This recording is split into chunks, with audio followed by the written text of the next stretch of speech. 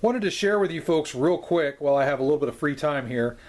Wanted to share with you real quick one of the main reasons I went with the Smith & Wesson Bodyguard 38 as my first little snubby to feature in my little snub nose series. This guy, it was between this, I thought about getting just a regular J-frame, and I also was looking at the LCR and the Taurus polymer 38 that Taurus offers. This thing, one of the main reasons is right here, this laser. A lot of people view it as a gimmick, and I'm not the biggest laser guy out there, but I think they did a good job on this gun with the laser. I think it's in a good spot. You'll notice the laser is pretty much almost in line with the bore. Very, very close to the bore of the gun. So that makes adjustment a lot easier than having the laser down here where you have to adjust high to meet up with the bore at a specific spot. You still have to set your range on this laser. I'll go more into lasers in another video. Lasers, you have to sight in at a specific range, and then you have to understand that your point of impact is going to change a little bit as you get closer or farther away from that set range that you sighted the laser in. But this, the change is less because it's already so close to the bore. I really like that. The placement of this laser is perfect for me.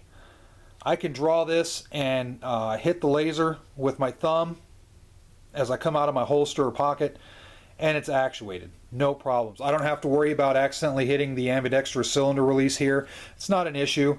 And I like it a lot better than the Crimson Trace grips. They're cool grips, but for my hand, you can see right there, gripping a 38, I'm going to be covering that laser. There's a good chance I'll cover that laser a little bit, especially when I'm off the trigger, outside the trigger guard. I don't like that. I like this laser. It's very, very close to the bore. It's pretty much sighted in, and well, I've got a basic sight in. I haven't shot this gun yet, but it's out of the way. I don't have to worry about it being covered by a finger. Easy to access, easy to turn off. It's certainly not bulky in any way, and this little bolt right here you can take off and for maintenance of batteries or what have you. You don't need this on the gun for the gun to operate. You can take this off of the gun if you want, but it's such a nice package, I leave it on.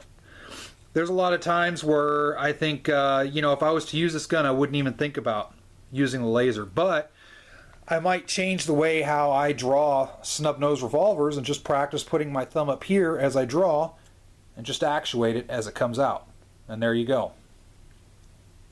So, I really liked it. Some may view it as a gimmick. Sometimes I view, or I should say most of the times I view lasers as a gimmick as well. I say, you know, there's no reason why I just can't aim down the sights. But the way this is set up, I like it. I like it. So good job on Smith & Wesson. It's one of the main reasons why I went with this revolver versus the other ones, at least for the start. I might buy the other revolvers here in the future, but I figure this is a good one to start with. Plus, Smith & Wesson has an excellent reputation with the snub nose series. This isn't really a J-frame. It looks a lot like a J-frame, but it's not. It's based off of a J-frame, but there's a lot of differences. You can kind of see by looking at it with the polymer parts and all that stuff. It's not a J-frame. It's close to, but not quite. But they do a really good job. So, and I like Smith & Wesson. My wife likes Smith & Wesson, so we might as well stick with what we like, at least for the time being.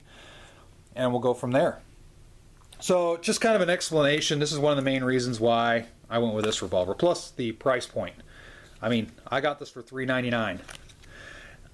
You could probably find one for cheaper, but considering the MSRP is $509 from the website, I believe it's $509. I think I got a pretty good deal. So $3.99 for a Plus P series revolver, or Plus P rated revolver, I should say. Not a bad deal. All right, with that said, got to get going. Thanks a lot for watching.